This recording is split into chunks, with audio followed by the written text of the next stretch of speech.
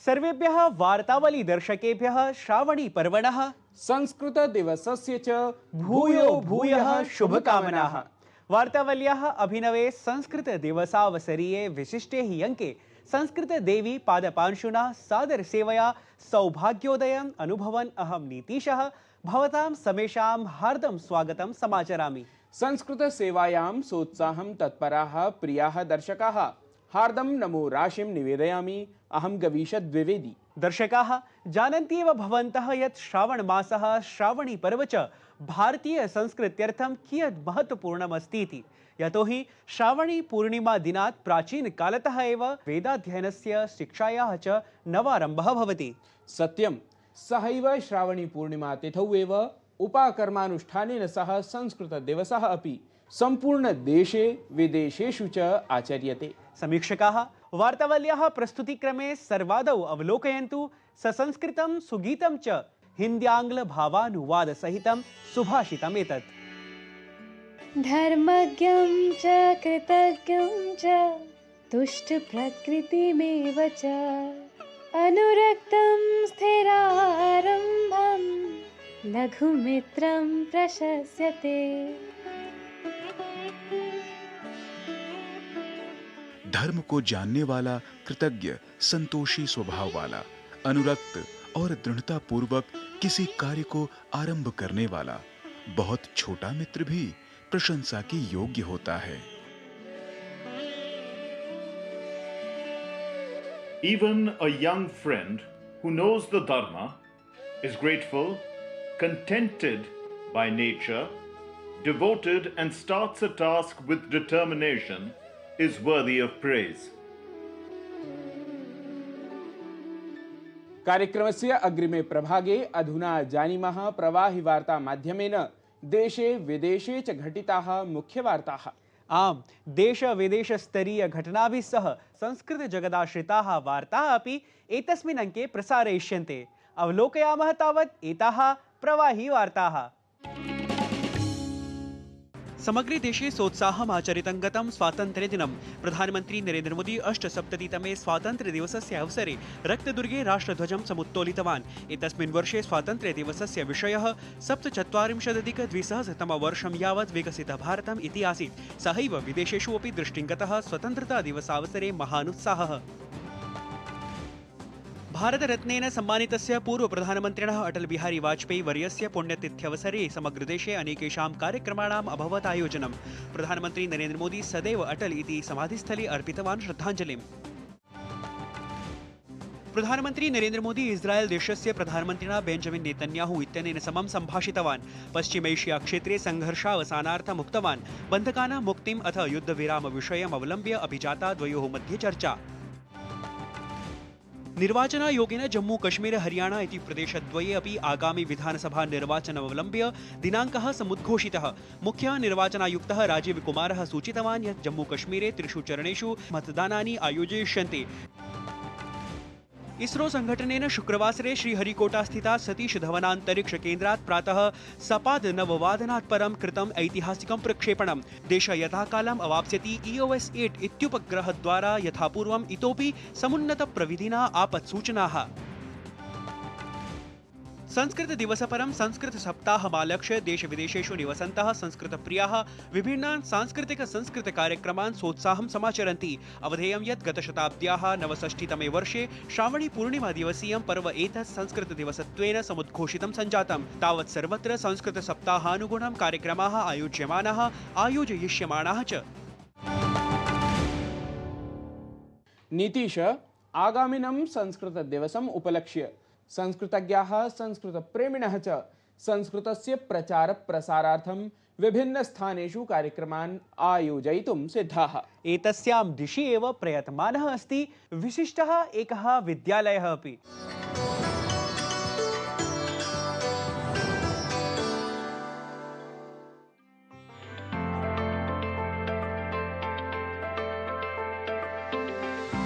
यन्नवे भाजने लग्नः संस्कारो नान्यथा भवेत्।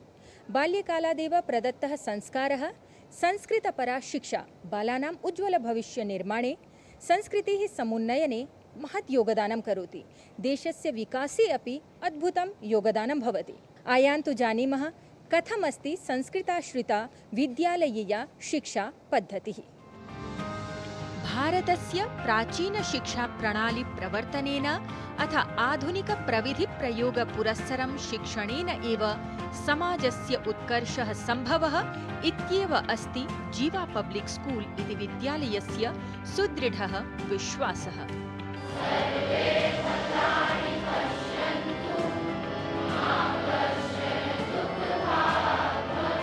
हर बच्चा एक हीरा है, आवश्यकता है उसको तराशने की। कैसे उसको उसकी नेचर के अनुसार एक पर्सनालिटी डेवलप कराई जाए, तो इन्हीं पर जो है जीवा लर्निंग सिस्टम हमने डेवलप किया है और बहुत सफल है। और मैं आशा करता हूँ कि ये पूरे देश में नेशनल एजुकेशन पॉलिसी के साथ साथ ये भी आगे आए और एक ही रोल मॉडल की तरह कार्य करे।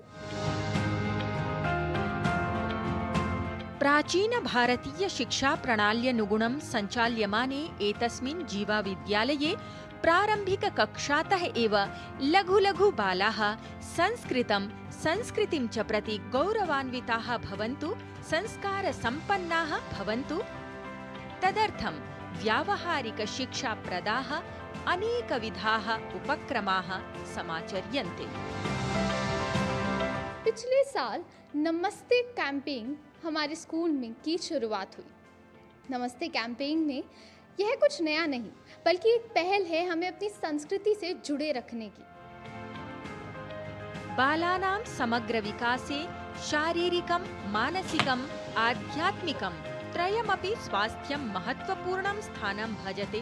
तदर्थमपि अत्र विद्यालये प्रतिदिनं ओम उच्चारण योगादीनां च अभ्यासं कुर्वन्ति छात्राः। जीवा की फिलॉसफी से मेरे बच्चों की जीवन शैली में काफ़ी अच्छा बदलाव आया है। जीवा के मंथन प्रोग्राम से एक अभिभावक होने के नाते मुझे काफ़ी फ़ायदा हुआ है। जीवा पब्लिक स्कूल में मॉडर्न एजुकेशन के साथ साथ मॉरल वैल्यूज़ का भी बहुत ध्यान रखा जाता है। जीवा पब्लिक स्कूल जहां अपनी अनेक खूबियों के लिए जाना जाता है, वहीं इसकी दो खूबियां जो इसे दूसरे स्कूलों से भिन्न करती हैं। प्रकृति और बुद्धि टेस्ट यहां हर एक बच्चे का किया जाता है और प्रकृति और बुद्धि टेस्ट के माध्यम से बच्चे अपने विषयों का चयन करते हैं। दिनचर्या पालनं स्वाध्यायानुपालनमिति द्वयमपि भारतीय ज्ञानप्रणाल्याः महत्वपूर्णाङ्गत्वेन अस्ति, यस्य अभ्यासानुगुणं जीवा विद्यालये पठन्तः पठिताः च छात्राः जीवने महत् परिवर्तनम् अनुभवन्ति। जीवा एक ऐसा संस्थान है जिसने मेरी ज़िंदगी में बहुत सारे बदलाव रहे, जिसमें से सबसे महत्वपूर्ण बदलाव जो मुझे लगता है वो स्वाध्याय के थ्रू आया है, जिसमें जीवा ने मेरी मदद की है अपने आप को पहचानने में, अपनी गलतियों को समझने में और फिर उनको सुधार लाने में। इंटरैक्ट क्लब एक वैश्विक पहल है जिसका उद्देश्य समुदाय सेवा है। जीवा इंटरैक्ट क्लब भी सक्रिय रूप से इसमें शामिल है। हम एनजीओ के जरिए असहाय बच्चों से मिलते हैं, उनके लिए क्रियाकलाप आयोजित करते हैं जिसमें वे भी उत्साहपूर्वक भाग लेते हैं। आहार शुद्धौ सत्त्वशुद्धिः, सत्त्वशुद्धौ ध्रुवा स्मृतिः इति निध्याय विद्यालये पठन्तः छात्राः पाठ्यक्रमे आयुर्वेदानुगुणम् आहारग्रहणज्ञानमपि प्राप्नुवन्ति।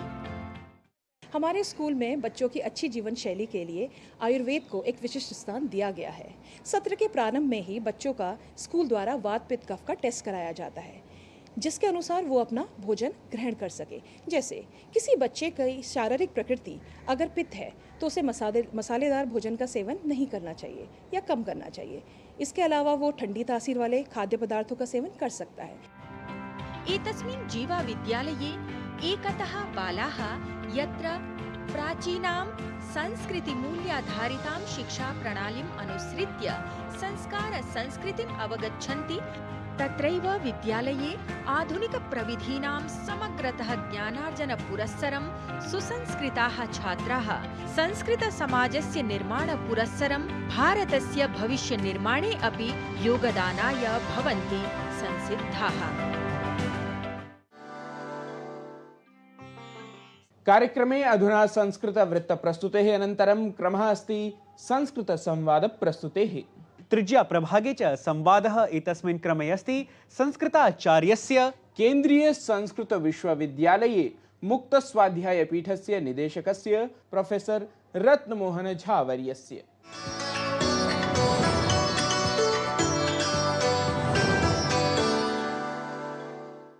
नमः दर्शकेभ्यः।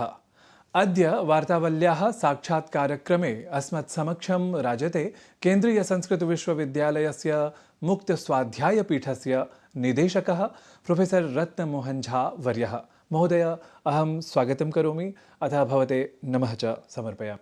नमस्काराः। मुक्तस्वाध्यायपीठस्य निदेशकः भवान्, अथ तत्र विशिष्टं बहु किमपि पाठ्यक्रमादिकं प्रचाल्यते। वस्तुतः अहं ज्ञातुकामः यत् तत्र अध्ययनाध्यापनक्रमः यः अस्ति तस्य वैशिष्ट्यं किम्? वस्तुतः मुक्तस्वाध्यायपीठम् एकं विशिष्टं पीठम् अस्ति, तत्र नास्ति एव संशयः। केन्द्रीयसंस्कृतविश्वविद्यालयस्य मान्यकुलपतिमहोदयानां कल्पनया, तेषां प्रेरणया मुक्तस्वाध्यायपीठं निश्चितरूपेण एकं नूतनं विनूतनं पदक्षेपम् अकरोत्। पूर्वं किं भवति स्म, जनाः पठितुम् इच्छन्ति, परन्तु पठितुम् अवसरः नास्ति। क्वचित् वयोमितिः कारणं, क्वचित् जनानां वैयक्तिकं कारणं, क्वचित् सेवा उद्योगादिकं कारणम्, इत्थं बहुविधानि कारणानि भवन्ति स्म। परन्तु मुक्तस्वाध्यायपीठेन ये पाठ्यक्रमाः आरब्धाः तेन वस्तुतः काचित् क्रान्तिः अभूत् संस्कृताध्ययनक्षेत्रे। इदानीम् अस्माकं पाठ्यक्रमे ये अध्येतारः वर्तन्ते तत्र 8 वर्षादारभ्य 80 वर्षपर्यन्ताः ये केऽपि जनाः संस्कृतं पठितुम् इच्छन्ति सर्वेषां कृते तत्र अवसरः कल्पितः वर्तते। वस्तुतः संस्कृतछात्राः न्यूनाः भवन्ति इति लोके तथा साधारणी मतिः अस्ति। अहं ज्ञातुकामः यत् संस्कृतविश्वविद्यालयाधीनं यदस्ति मुक्तस्वाध्यायपीठं तेन सम्बद्धाः कति छात्राः, कियन्तः वा छात्राः सन्ति? इदानीं वस्तुतः इयं धारणा दूरं गता। संख्यायाः प्रश्नः एव नास्ति। जनाः पठितुम् अवसरं न प्राप्नुवन्ति स्म, तस्मात् संख्यायाः अभावः। इदमिदानीम् अस्माभिः आरब्धे कार्यक्रमे प्रायशः 10,000 छात्राः वर्तन्ते। मुक्तस्वाध्यायपीठं प्रकारद्वयेन संस्कृतस्य अध्यापनं करोति। एकं तु आन्लैन् माध्यमेन करोति, अपरं च आफ्लैन् यदि उच्यते अर्थात् प्रत्यक्षमाध्यमेन अपि अध्यापयति। तच्च यत्र संस्कृतस्य प्रवेशः एव न आसीत् एतावत्पर्यन्तं, तादृश आधुनिकविद्यासंस्थासु यथा IIT, NIT एवं च केन्द्रीयविश्वविद्यालयाः, पुनश्च आयुर्वेदमहाविद्यालयाः, अपि च चिकित्सामहाविद्यालयाः, पुनश्च विधिमहाविद्यालयाः, कृषिमहाविश्वविद्यालयाः, तादृशस्थानेषु अपि संस्कृतस्य अध्यापनं भवति। अस्माभिः प्रशिक्षिताः शिक्षकाः प्रेष्यन्ते, ते तत्र प्रमाणपत्रीयपाठ्यक्रमे अपि च दक्षतापाठ्यक्रमे अहमिकया भागं गृह्णन्तः सन्ति। एतादृशानां संख्या प्रायशः 7,000 इदानीम् अस्ति। अर्थात् मुक्तस्वाध्यायपीठे छात्राणाम् अभावः नास्ति, सद्यः अत्यन्तम् उत्साहेन जनाः आगच्छन्तः सन्ति। वस्तुतः भवान् तु संस्कृतभारत्याः सम्बद्धः सन् अनौपचारिकरूपेण संस्कृतं नाम बहुभ्यः वर्षेभ्यः पाठितवान्, अध्यापितवान्, प्रसारितवान् संस्कृतं विशेषतः। तर्हि अहं वस्तुतः भावत्कः यः अनुभवः अस्ति तम् अनुभवविशेषम् अहं ज्ञातुकामः। अत्यन्तं समीचीनः प्रश्नः भवता उपस्थापितः। वस्तुतः संस्कृतं पूर्वं शास्त्रत्वेन अभिहितम् आसीत्, परन्तु संस्कृतभारत्याः प्रयत्नेन संस्कृतं वस्तुतः भाषात्वम् इति रूपं प्राप्नोत्। संस्कृतमपि जनाः वक्तुं शक्नुवन्ति इति प्रायशः जनेषु धारणा न आसीत्। कुत्रचित् विश्वविद्यालयेषु, महाविद्यालयेषु, उच्चाध्ययनकेन्द्रेषु एव केचन अङ्गुलिगण्याः विद्वांसः लभ्यन्ते स्म, ये संस्कृतेन सम्भाषणं कुर्वन्ति स्म। केचन एव अङ्गुलिगण्याः विद्वांसः संस्कृतेन भाषन्ते स्म। परन्तु संस्कृतभारत्याः प्रयत्नेन न केवलं भारते अपि तु विश्वे इदानीम् एका क्रान्तिः एव आगता अस्ति। संस्कृतं नाम सामान्य दैनन्दिनव्यवहारस्य भाषा इति इदानीं प्रमाणितमस्ति। अहं तत्रापि कार्यम् अकरवं, पूर्णकालिकरूपेण अपि कार्यम् अकरवं। संस्कृतभारत्याः कार्यम् इत्युक्ते विलक्षणं कार्यमस्ति। सः अनुभवः अद्यापि माम् आनन्दयति। यत्र जनाः संस्कृतस्य नामेव न श्रुतवन्तः तत्रापि गत्वा वयं जनैः सह मिलित्वा सम्भाषणशिबिरस्य आयोजनं कृतवन्तः। न केवलं सम्भाषणशिबिरस्य आयोजनम्, अपि तु जनाः स्वयमेव साहाय्यं कृत्वा धनसङ्ग्रहणादिकं कृत्वा आवासीय प्रशिक्षणवर्गस्य अपि आयोजनं कृतवन्तः। तत्र भाषाबोधनवर्गः, एवं च आवासीय 10 दिनात्मकः शिक्षकप्रशिक्षणवर्गः, इत्थम् अनेकविधवर्गाः अस्माभिः सञ्चालिताः। तत्र छात्राः अपि भवन्ति स्म, बालाः अपि भवन्ति स्म, केचन अध्यापकाः अपि भवन्ति स्म, प्राध्यापकाः अपि आयान्ति स्म। अतः तानि दिनानि अद्यापि मया स्मर्यन्ते। अत्यन्तम् आनन्देन वयं तत्र कार्यं कृतवन्तः।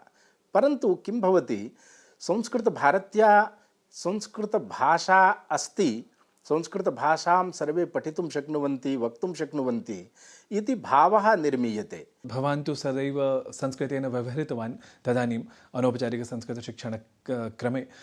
वस्तुतः यदि कश्चन जनः भवदीयां भाषां संस्कृतां नवगच्छति स्म, तदानीं कथमिव बोधयति स्म भवान् तं जनम् अथवा तान् जनान् येपि संस्कृतं पठितुकामाः ये भवन्ति स्म? एवं सत्यमेव। तत्र वस्तुतः किञ्चित् क्लेशोपि भवति, अपि च आनन्दोपि भवति स्म। यथा अहम् उदाहरणं वक्तुं शक्नोमि। यदा वयम् आपणेषु किमपि वस्तुक्रयणार्थं गच्छन्तः स्म, तत्रापि संस्कृतेन वक्तव्यमिति अस्माकं यः सङ्कल्पः आसीत्, तेन संस्कृतेन एव वयं वदन्तः स्म। आपणिकः कदाचित् एकवारं न जानाति स्म, तदा द्वितीयपर्याये उक्त्वा, तृतीयपर्याये उक्त्वा, सङ्केतेन अभिनयेन कदाचित् उक्त्वा अस्माभिः वस्तूनां तत्र सङ्केतः क्रियते स्म। तदानीं सः वस्तु ददाति स्म।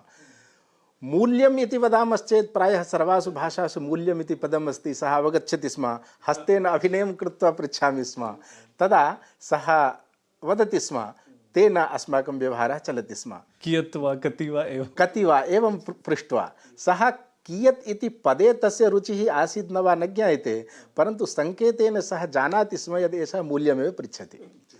एवं तेषु दिवसेषु अस्माभिः रिक्सा यानेन अपि यात्रा क्रियते स्म। तत्र बहुवारं मया अनुभूतं, रिक्सा चालकोऽपि सः मया किं वक्तुम् ईष्यते सः अवगच्छति स्म, भावम् अवगच्छति स्म। भाषायाः ज्ञानं नास्ति इति तु सत्यं। तु एवं बहुविधविषयः भवति स्म।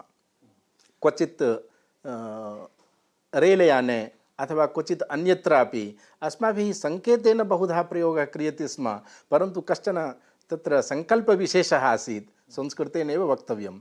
एतस्य मुख्यम् इत्युक्ते, अहं दर्भङ्गायां ललितनारायणमिथिलाविश्वविद्यालये अध्ययनम् अकरवम्। भाग्यवशात् तत्र किञ्चित् कालं मम कार्यक्षेत्रमपि आसीत्, परन्तु केऽपि तत्र अवगन्तुं न शक्नुवन्तः यत् एषः अत्रत्यः जनः अथवा अस्य प्रदेशस्य जनः, केऽपि अवगन्तुं न शक्तवन्तः। यतः मम कदापि मैथिलीभाषायां प्रयोगः न आसीत्, हिन्दीभाषायां प्रयोगः न आसीत्, तस्मात् सर्वे एवमेव चिन्तयन्ति स्म, एषः कश्चन दाक्षिणात्यः अस्ति इति। सत्यं। मम अन्तिमः प्रश्नः, यत् भवद्दिशा के हि संस्कृतपदक्षेपाः भवितुमर्हाः, यद्द्वारा नाम संस्कृता या भाषा अस्ति सा इतोपि तत्र गतिं प्राप्नुयात्? वस्तुतः संस्कृतं केवलं विद्यालयेषु अथवा विश्वविद्यालयेषु न तिष्ठेत्, संस्कृतं लोकम् अवतरेत्। तदर्थम् अस्माकं मानवव्यवहारे ये केऽपि पक्षाः वर्तन्ते, सर्वेषु पक्षेषु संस्कृतस्य उपयोगः भवेत्। अस्माकं या भारतीयज्ञानपरम्परा वर्तते, तत्रपि अस्माभिः निमज्जनं विधेयं चेत् संस्कृतं तेन अपि विकासं प्राप्स्यति। एवमेव अस्माकं जीवनपद्धतिं समीकर्तुं श्रीमद्भगवद्गीता वरदानरूपेण वर्तते। इदानीं भवान् सद्यः एव स्मर्तुं शक्नोति, सा मनुभाकर्वर्या, सा इदानीं तत्र यत् पदकं प्राप्तवती, तत्रापि सा श्रीमद्भगवद्गीतायाः उदाहरणं दत्तवती, उल्लेखं कृतवती, अहं ततः एव प्रेरिता इति। एवं श्रीमद्भगवद्गीता अस्माकम् असङ्ख्यजनानां प्रेरिका वर्तते। श्रीमद्भगवद्गीता भवतु, तथैव रामायणस्य सामाजिकी परम्परा भवतु, अथवा पारिवारिकी परम्परा भवतु।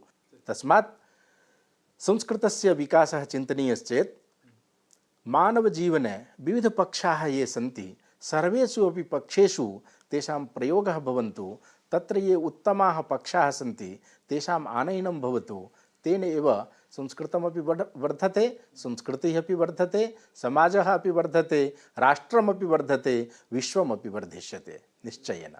बहु सम्यक् महोदय, अत्र भवता वार्तावल्यार्थं समयः उपकल्पितः, तदर्थम् अहं भवते धन्यवादान् ज्ञापयामि, पुनरपि नमस्करोमि। धन्यवादाः। शोभनः संवादः। दर्शकाः, अचिरादेव यथा नाम स्वातन्त्र्यदिवसावसरे प्रतिगृहं त्रिरङ्गः उत्तोलितः, तथैव संस्कृतध्वनिः अपि सङ्गीतमाध्यमेन गुञ्जतु प्रतिगृहम्। एतदर्थं तु प्रदर्शयामः हर घर तिरंगा इत्यस्य गीतस्य संस्कृतानुवादम् इह संस्कृत संगीत निर्झरी क्रमे। भारत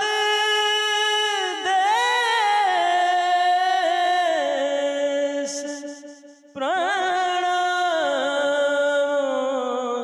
नः, गृहे गृहे त्रिरङ्गः, सर्वगृहे त्रिरङ्गः, गृहे गृहे त्रिरङ्गः, सर्वगृहे त्रिरङ्गः।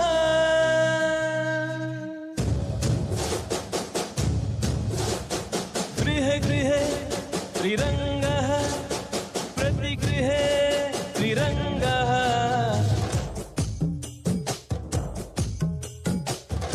आकाशं प्रापणीयं हि अग्रे आकाशात् गन्तव्यं हि, नवभारतस्य नव्या कथा आकाशमधुना श्रवणीया वै। गर्वोऽस्ति एतत् त्रिरङ्गे, सकलं विश्वं हितं दर्शयामः, अमृतकालमाचरामः, गृहे गृहे त्रिरङ्गमुत्तोलयामः, गृहे गृहे त्रिरङ्गः, सर्वगृहे त्रिरङ्गः। झंडा मने मनेगु त्रिवर्णा,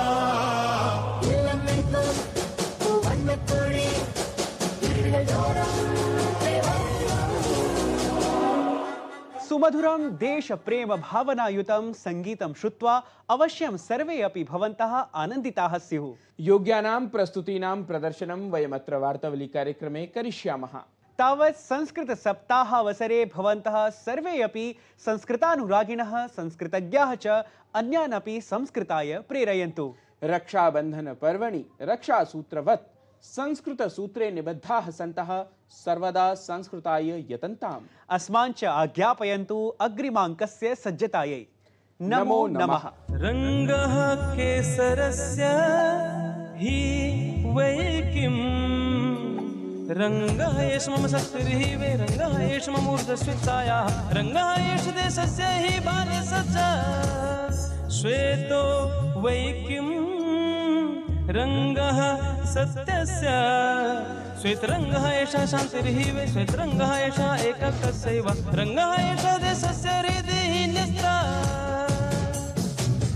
रङ्गो हरितो हि समृद्धस्तु वै, धर्मचक्रं हि विकासस्य तत्, एतैर्हि नियमैरयं निर्मितः, त्रिरङ्गोऽस्माकं प्रियङ्गस्त्रिरङ्गः, गृहे गृहे त्रिरङ्गः, सर्वगृहे त्रिरङ्गः, मम परिचितिस्तु प्रतिगृहे पताका, गृहे गृहे त्रिरङ्गः, सर्वगृहे त्रिरङ्गः, गृहे गृहे त्रिरङ्गः, सर्वगृहे त्रिरङ्गः।